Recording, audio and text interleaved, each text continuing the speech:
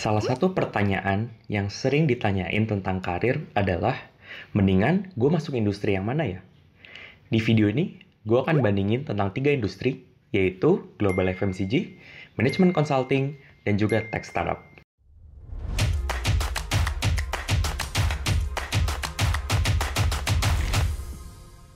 Hai folks, welcome back to my channel. Gue Vicario, dulu gue intern di Global FMCG, memulai karir sebagai manajemen consultant, dan akhirnya bertransisi menjadi pegawai tech startup. Di video ini, gue pengen kasih perspektif tentang apa sih kelebihan dan kekurangan dari bekerja di tiga industri ini. Sebelum mulai, gue akan kasih disclaimer terlebih dahulu. Informasi yang gue share ini adalah generalisasi dari perilaku dari tiga industri tersebut. Mungkin ada yang kurang tepat dari informasi yang gue share. Dan kalau misalnya lo punya informasi yang lebih akurat, please kasih tahu gue sehingga gue bisa update informasi yang gue share.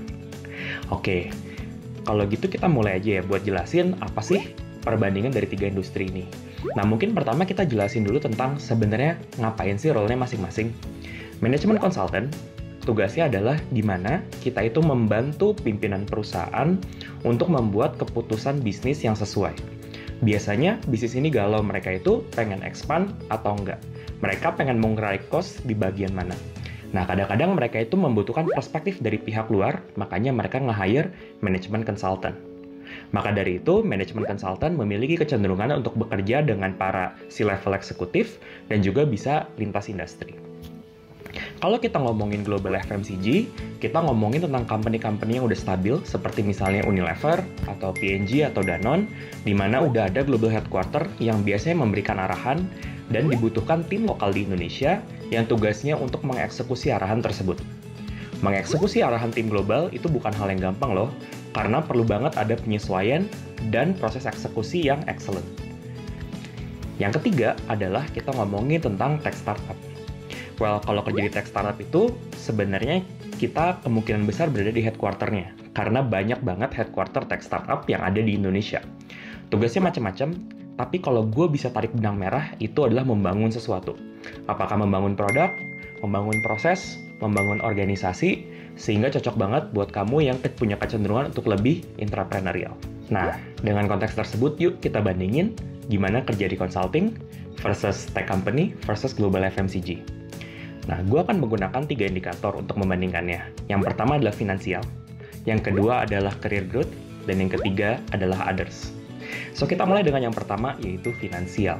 Ketika ngomongin finansial, biasanya nih, manajemen konsultan tuh terkenal banget dengan gajinya yang bombastis. Dimana ketika kita baru lulus sekalipun, kita bisa langsung dapat bayaran 2 digit. Itu betul, dan ditambah lagi biasanya manajemen consulting juga memiliki perks dan benefit yang luar biasa keren. Seperti misalnya dapat reimbursement kalau misalnya makan, atau juga dapat fasilitas transport dan akomodasi yang sangat wow kalau misalnya ada bisnis trip. Sementara itu kalau kita beralih ke FMCG, mereka juga sama. Mereka cenderung memiliki gaji yang cukup kompetitif, dan juga mereka memiliki benefit dan allowance yang luar biasa. Kenapa? Karena rata-rata global FMCG company itu sudah berada lama di Indonesia, sehingga mereka sudah memiliki sistem yang bagus. Nah, sementara itu kalau kita bandingin sama startup, seringkali startup itu dipandang sebelah mata dan kayak, wah namanya juga perusahaan baru, belum tentu berani bayar dengan gaji yang kompetitif. Well, asumsi ini nggak sepenuhnya tepat, dan sangat bisa di-cross-check dalam case per case basis. Nah, dalam hal benefit dan allowance, biasanya tech startup ini masih di tahap pembentukan. Karena biasanya rata-rata mereka itu baru dibentuk, sehingga belum tentu semua tech startup memiliki sistem benefit dan allowance yang sudah cukup mumpuni. Tapi biasanya yang paling menarik dari tech startup itu adalah yang namanya pemberian employee stock option plan alias kesempatan buat membeli saham. Nah, di Indonesia mungkin ini belum menjadi hal yang populer. Tapi kalau gue ngeliat dan baca-baca artikel tentang Silicon Valley, ternyata banyak loh orang-orang yang cenderung untuk memilih startup karena mereka percaya bahwa company ini akan grow sedemikian besar suatu hari nantinya, sehingga mereka masuk ke sana, rela mendapatkan gaji yang mungkin tidak sekompetitif itu, demi mereka mendapatkan saham yang mereka percaya nilainya bisa naik puluhan hingga ratusan kali.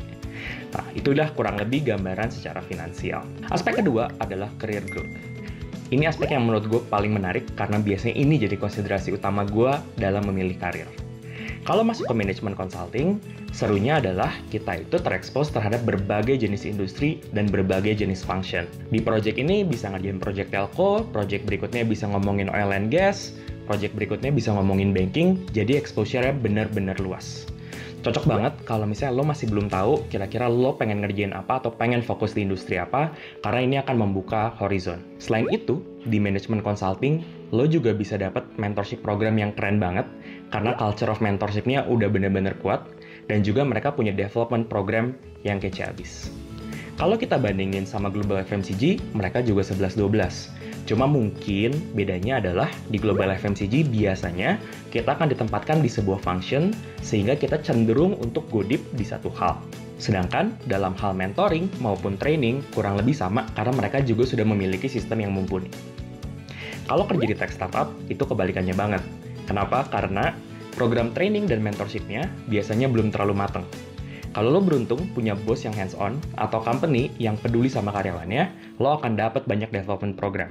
Tapi kalau misalnya lo kerja di startup yang masih benar-benar berusaha banget buat bisa grow, biasanya jarang mendapatkan hal seperti ini. Sehingga mostly pembelajarannya itu datang dari on the job, yaitu dari melakukan pekerjaan tersebut, dari mengerjakan hal-hal sulit, dan akhirnya belajar along the way. Manakah cara yang lebih bagus? Itu balik lagi tergantung preference lo sendiri. Apakah lo tipe yang lebih suka dibimbing dan dituntun dan jalan pelan-pelan, atau lo prefer yang kayak udah terabas dulu aja, coba dulu aja, dan belajar dari situ.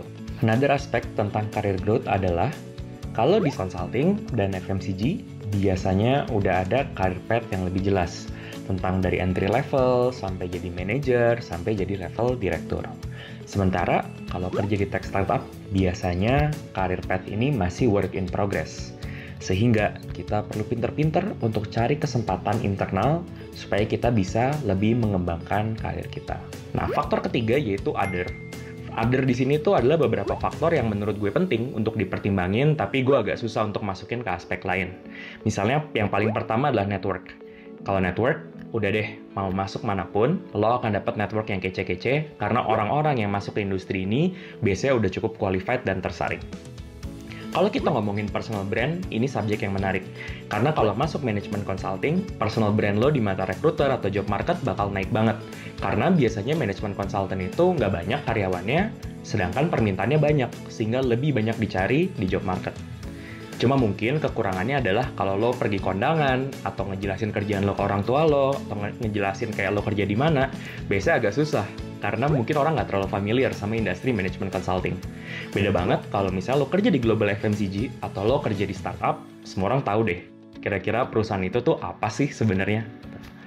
Nah, mungkin aspek terakhir di bagian others yang pengen gue bahas itu adalah work-life balance. Again, dengan segala perks-nya, dengan segala pembelajarannya, biasanya jam kerja di consulting ini cenderung panjang. Of course, bisa jadi juga lo dapat project-project di mana jam kerjanya nggak panjang, tapi biasanya jarang banget sih untuk bisa benar-benar kerja 9 to 5 kalau misalnya lo kerja di management consulting. Sementara itu sebaliknya, kalau lo kerja di Global FMCG, biasanya jam kerja itu strict, antara 9 to 5, jadi cocok banget kalau buat lo yang lagi mencari stabilitas. Sementara itu di tech startup, biasanya somewhere in between. Jadi nggak 9 to 5 banget, tapi juga nggak sampai lembur-lembur banget. Ya, jadi kurang lebih di antara itulah. Oke, barusan adalah gambaran singkat perbandingan tentang gimana sih kerja di management consulting versus Global FMCG versus tech startup.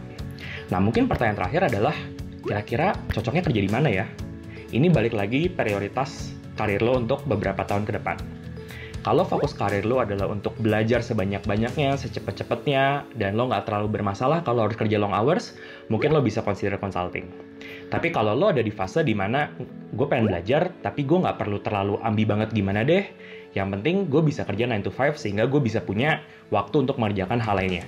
Kalau lo berada di fase itu, mungkin lo lebih cocok untuk kerja di FMCG. Sedangkan kalau misalnya saat ini lo berada di fase lo pengen building something, baik itu produk atau organisasi atau misalnya suatu hal baru, mungkin lo bisa explore tech startup. Cuma mungkin drawback-nya adalah lo nggak dapat sistem pembelajaran yang terstruktur seperti yang akan lo dapat di FMCG atau di consulting. Nah, dari 3 industri tadi, kira-kira mana nih yang paling cocok sama aspirasi karir lo saat ini dan kenapa? Komen di bawah ya. See you next time.